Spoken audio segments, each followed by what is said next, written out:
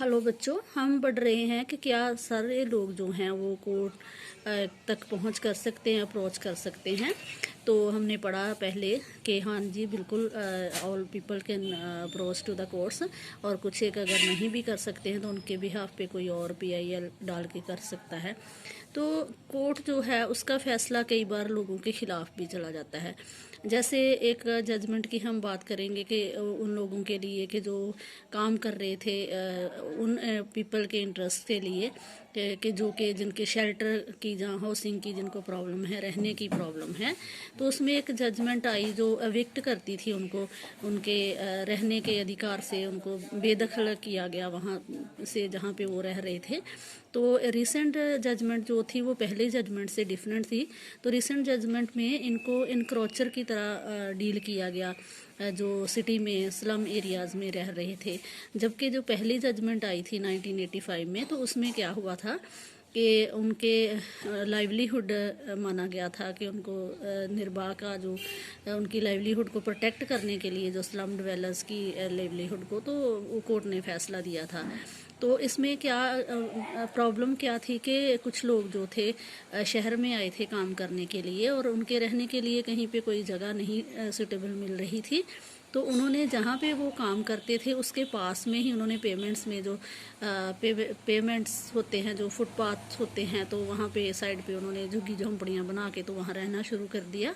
तो इस तरह से कुछ लोगों ने केस किया कि ये गलत है, भीड़ लगती है जहाँ पे, तो सही नहीं है।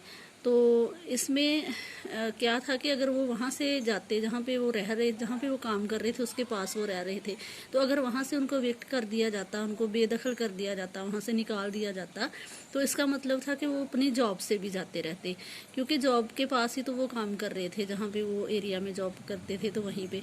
तो इस तरह से पहला उनके हक में था फैसला, लेकिन जो बाद में आया तो उसमें थोड़ी गड़बड़ लगी उन लोगों को। तो इस तरह से कई बार हो जाता है ऐसा कि कई बार ड्यू टू डिफरेंट रीजंस कई बार कोर्ट के फैसले जो है वो गलत भी साबित हो जाते हैं। एक और चीज़ है जो साधारण व्यक्तियों को इंसाफ लेने से वंचित करती है, तो उनको इंसाफ नहीं मिल पाता, वो ये कि एक लंबा प्रोसेस होता है, long number of years that court take to hear a case. तो सुनवाई जब मुकदमे की होती है अदालतों में तो कई साल लग जाते हैं। तो एक फ्रेज है, कहावत है कि justice delayed is justice denied is often used to characterize this extended time period that courts take।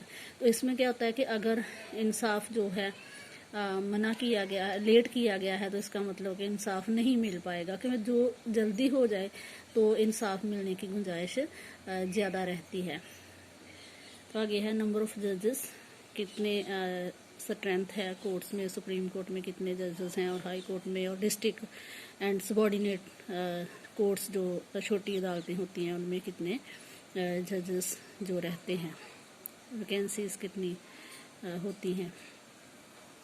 तो however, in spite of this, there is no denying that the judiciary has played a crucial role in democratic India।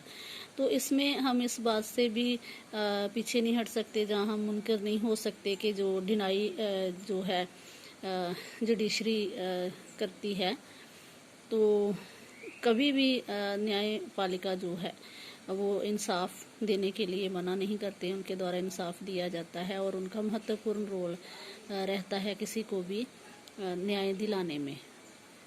जो अदालतें होती हैं वो एक check रखती हैं executive की पावर्स के ऊपर, उनकी निरंकुश शक्तियों के ऊपर रोक लगाते हैं जो अपनी मन मर्जी ना करें। और लेजिस्लेचर जो होती है वो भी जो लोगों के फंडामेंटल राइट्स हैं उनके अगेंस्ट कोई कानून ना बना दें, तो इसको भी प्रोटेक्ट करती है जुडिशरी।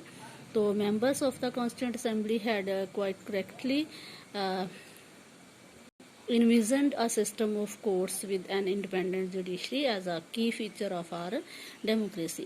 तो जब हमारे कॉन्स्टिट्यूंट असेंबली के मेंबर थे, जो संविधान निर्माण करने वाली संस्था थी, उस सभा के जो मेंबर थे, तो उन्होंने इन्विजन कर लिया था, विजुअलाइज कर लिया था, मतलब इस चीज़ की पहले से ही उन्होंने फ्यूचर की प्लानिंग जो थी एक इमेजिन कर लिया था कि इस तरह का भारत होगा, इस तरह का संविधान होगा कि जिसमें सारे लोगों को इंसाफ मिल सके। तो इसमें अलग अलग ऑर्गन्स हैं जो सरकार के executive and legislative and judiciary, तो वो तीनों अपना अपना काम अच्छे तरीके से कर सकें।